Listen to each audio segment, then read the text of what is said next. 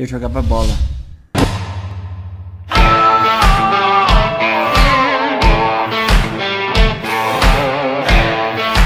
Bom, pessoal, estou respondendo aqui algumas perguntas e curiosidades que já me perguntaram.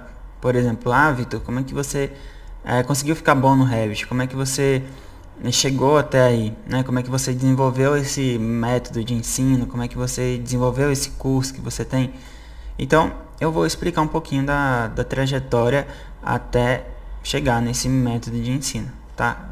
A história por trás do método de ensino. E vou responder essas curiosidades que eu nunca falei assim, mas eu vou contar aqui um pouquinho de como eu cheguei até aqui. E o primeiro ponto, o primeiro passo foi assim, o início de tudo, eu acho que tudo começou assim com 17 anos, que eu tinha recém-formado do ensino médio e tudo mais, e eu não sabia o que eu queria. Se era engenharia, medicina, educação física, nutrição, não fazia ideia. Mas assim, eu sempre tive uma paixão que, na verdade, eram duas, né? E como a maioria dos jovens brasileiros, eu queria ser jogador de futebol, sonhava ser jogador de futebol, sempre gostei de jogar bola, então eu tinha esse norte. E a minha outra paixão era por jogos, eu gostava muito de jogos de computador, jogos de PlayStation, então era viciado assim, Winning Eleven, Tony Hawks, todos esses jogos de PlayStation e computador, CS, Warcraft, e era minha segunda paixão, só que eu tinha um norte que era essa minha primeira paixão, ser jogador de futebol, era uma meta pra mim. E assim, eu acho uma idade totalmente normal, uma idade que você está sofrendo pressão sobre fazer essas decisões importantes, né? Então eu acho muito normal você não saber o que você quer. E o que mais me marcou, né? O que aconteceu para eu decidir seguir essa carreira nessa indústria da arquitetura, engenharia e construção e largar esses meus sonhos que eu tinha, né?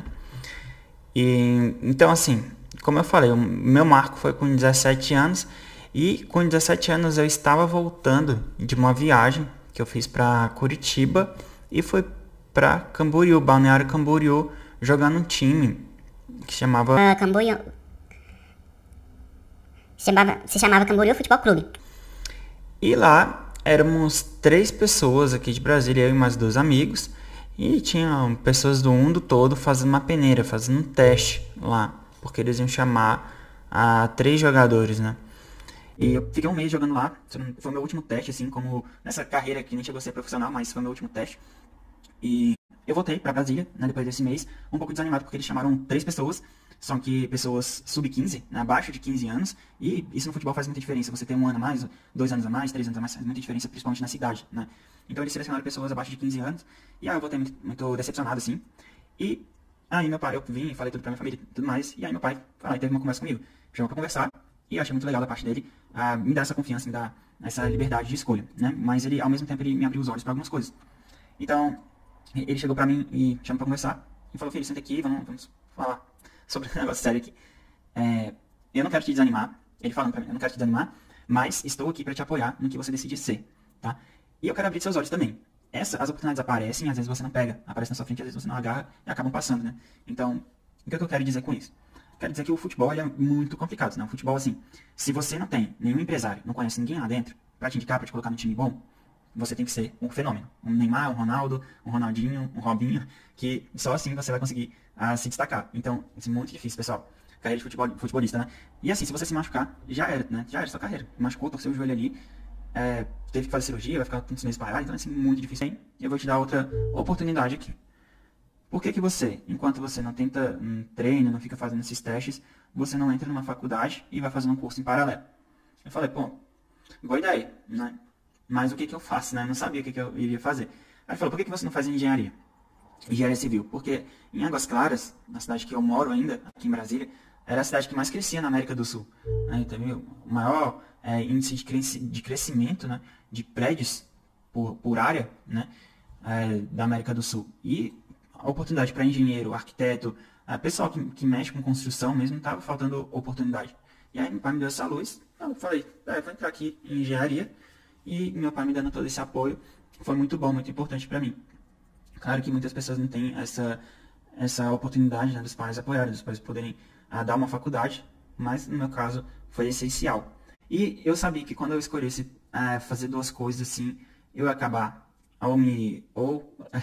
começar fazendo engenharia, por exemplo, e largando o futebol, ou eu iria conseguir passar na peneira do futebol e largar a engenharia. Ia ser um ou outro, né? Não teria como tocar os dois.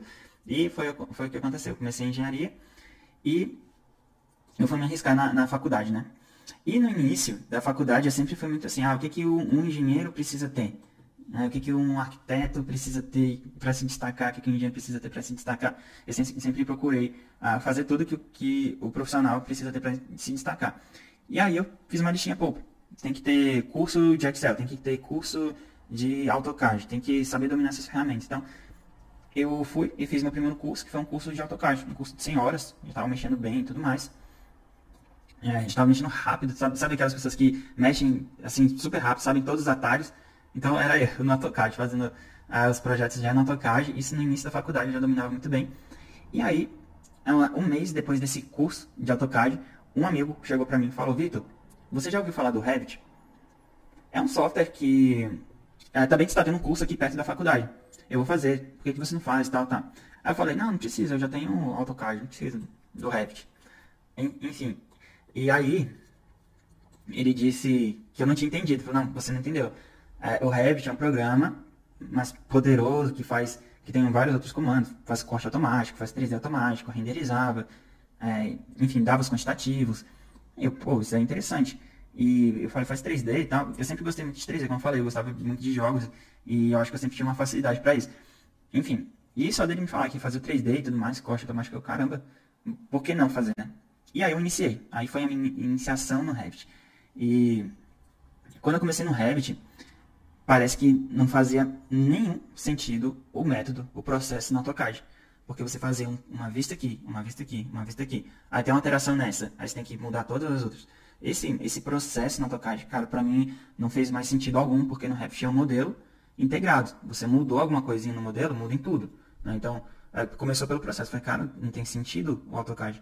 Isso lá para 2011, tá? Foi meu primeiro curso, 2011. E aí, o que aconteceu?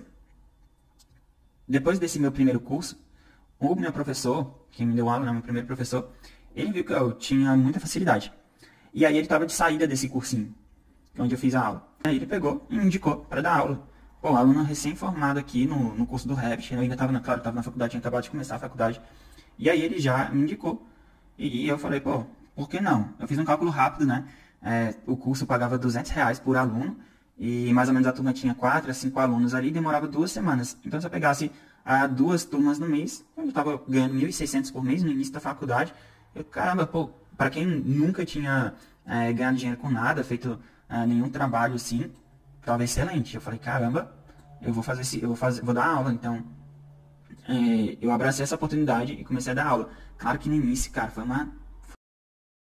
eu não sabia direito, não fazia projetos a nível profissional igual eu faço hoje, nem de longe, assim, foi muito difícil. Mas esse primeiro passo foi importante. Eu me arrisquei a dar aula e, claro, não foi um total desastre, porque sempre quando os alunos perguntavam, eu falei, não, eu vou ver aqui na próxima aula e te respondo. Então, assim, eu sempre corri atrás para responder. Então, não foi um total desastre por causa disso. Porém, claro que hoje em dia é muito melhor, não tem nem comparação, né? 9 anos depois, não tem nem comparação com antigamente, por isso que eu falo, cara, foi um desastre, assim, primeira turma eu fico pensando. Mas, enfim. E aí passou um ano, e aí eu vi outro curso no mercado do Revit, mais completo e com mais professores e tudo mais. Um curso aí de 2 anos, né, para fazer. E eu, cara, esse curso é bem completinho e tal, eu vou entrar aqui, né? E aí, em paralelo, enquanto eu dava aula em curso, eu estudava em outro, né, me aprofundava mais em outro. E enquanto eu fazia esse outro curso, o dono desse outro curso também me chamou, né, mas dessa vez foi o dono. O proprietário desse curso falou, Vitor, eu quero que você dê aula aqui. Um curso já renomado no mercado, o melhor curso que tinha na época. E aí eu falei, aí eu saí do cursinho que eu tinha começado e fui dar aula lá, nesse outro curso. E, assim, além de dar aula para ele me chamou para ser estagiário. Então eu dava aula, que era um trabalho por fora, e era estagiário lá, onde eu acabei pegando vários projetos, como o iFly, aquele simulador de paraquedismo, que tem um aqui em Brasília, mas a gente acabou fazendo o de São Paulo, que foi uma experiência muito grande. A gente acabou fazendo o BID, tudo no BIM, tudo no Revit, mexendo com outros softwares também, Navisworks. E foi uma experiência assim, muito foda pra mim. E eu como estagiário, né, em escritório de arquitetura. Olha que engraçado. Um estudante de engenharia já estagiando no escritório de arquitetura. Mas é isso que o BIM proporciona, né? Abrange vários setores. Então, assim, não tem esse preconceito. Sempre trabalhei com arquitetos, então foi muito boa essa experiência. E eram equipes muito grandes, assim, de mais de 8 pessoas, envolvendo engenheiros e arquitetos. Então, foi uma experiência bem bacana. E, bom, essa foi a minha grande experiência que eu tive no mundo do BIM, assim, de projetos gigantes. Mas nem tudo eram flores, né? Claro que eu ralava pra caramba quando eu era estagiário. Teve vezes que fiquei muito mais do que meu horário normal. Acho que todo estagiário já passou por isso. Eu estendi até pra meia-noite. Teve um dia lá que fiquei até 1 da manhã. E pra estagiário isso é pesado. Nem pode, inclusive, né?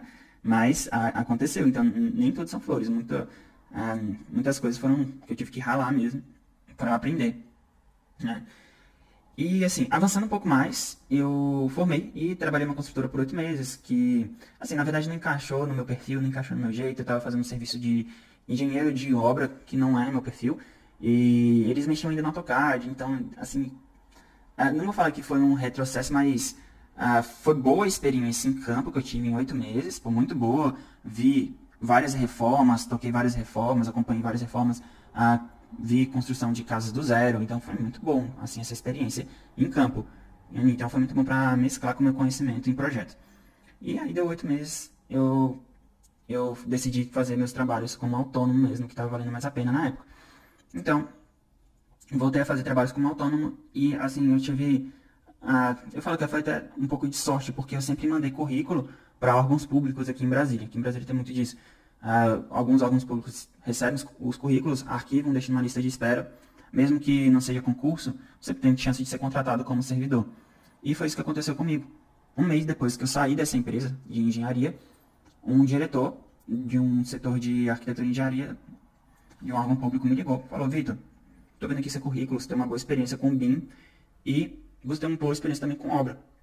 Você quer vir aqui fazer uma entrevista? Eu falei: quero. A gente marcou, fui lá. E aí ele me deu a proposta e eu aceitei. Para trabalhar com fiscalização de obra e BIM. As duas coisas que eu já tive experiência. Então, para mim foi o auge. Isso daí eu já estava com 23 para 24 anos, recém-formado e servidor público, dando aula do Revit ainda. Pegava trabalhos por fora também. Então ralei muito mesmo. Nessa época para mim foi um auge, assim, para a minha idade, né? Então foi muito bom. E aí eu fui contratado como servidor. E aí, o retorno, né? O que aconteceu depois, quando eu decidi abrir o escritório.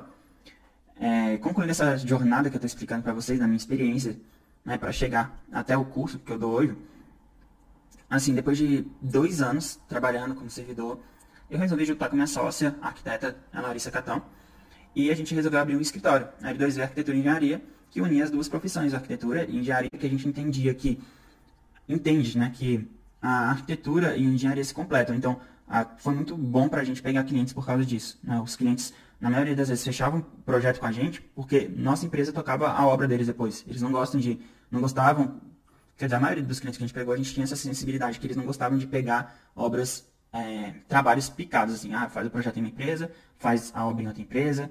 Então, nós pegamos desde o projeto e fazemos as obras. E é uma empresa, assim, com uma proposta de fazer projetos, reformas e dar cursos. Já tinha essa possibilidade de dar cursos. E eu comecei com cursos presenciais no ano de 2019, no ano passado, né? E aí eu juntei toda essa experiência que eu tive com provas da no meio disso, né? Eu fiz provas da Autodesk, me certifiquei, me aprofundei mais no Revit. E juntando toda essa experiência que eu tive, eu resolvi lançar um método Revit4U, né? O Revit 4U, que eu abrevio. E assim, que tinha muitas pessoas também que eu não conseguia atender fora de Brasília, né? Porque o escritório aqui comporta, não sei, 12, 13 pessoas no máximo. Então eu não conseguia atender todo mundo e muita gente fora de Brasília não conseguia ficar vindo no final de semana para ter aula aqui comigo. Então eu resolvi lançar essa turma online, com essa metodologia nova, e acabou que deu muito certo nessa primeira turma que eu já lancei. E essa é a jornada por trás do meu método. Encerro aqui agradecendo a cada aluno que já passou por aqui, cada aluno que que está participando dessa primeira turma. E cada pessoa que participou dessa caminhada, né? Cada diretor, cada chefe, cada professor que me indicou, cada pessoa que me procurou para fazer os trabalhos, que participou dessa caminhada aqui com muita dedicação e amor à profissão, eu conto isso para vocês. Então, deixa aqui meu abraço, apesar de não ter sido jogador, né? Que eu acabei, com tantas coisas acontecendo, eu acabei deixando um pouco de lado esse meu sonho. Né? Ainda não penso mais, eu já estou numa idade um pouquinho avançada para ser jogador, então eu não penso mais, mas acabou virando uma paixão essa área da arquitetura, engenharia e construção civil. Então deixa aqui um abraço a todos e valeu, pessoal!